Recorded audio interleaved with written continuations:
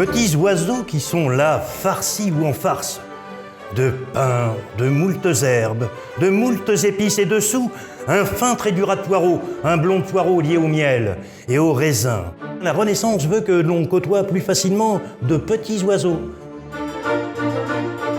Des cailles, des perdrix, celle-ci est plus facile à manger en vérité. Le roi ou la cour de France va priser toujours manger ou côtoyer la viande qui vole en direction de l'Éternel.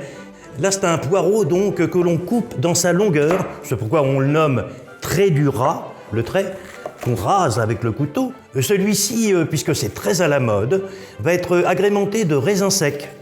Et juste à la fin, pour le lier, un peu de miel. La tarte verte du courtil. Le courtil en période de la Renaissance et le jardin potager.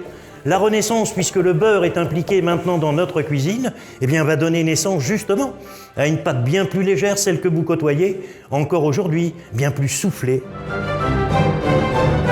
En période de la Renaissance, il n'y a pas de notion d'entrée, plat, dessert. On va disposer tous les mets sur la table. Le sucré et le salé, alors, vont se côtoyer. Dans une casserole, on va disposer le vin d'Hippocrate, un vin rouge, cannelle, gingembre, girofle et sucre.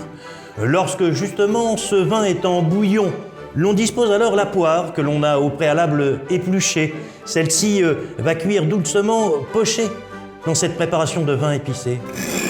Le sucre à la Renaissance fait partie de toutes ces nouveautés des plus précieuses. Il faut savoir qu'un pain de sucre, ou le sucre même, est vendu au poids de l'or. Léonard de Vinci, lors de grands banquets dressés, imagine et fait construire donc une vaisselle de sucre.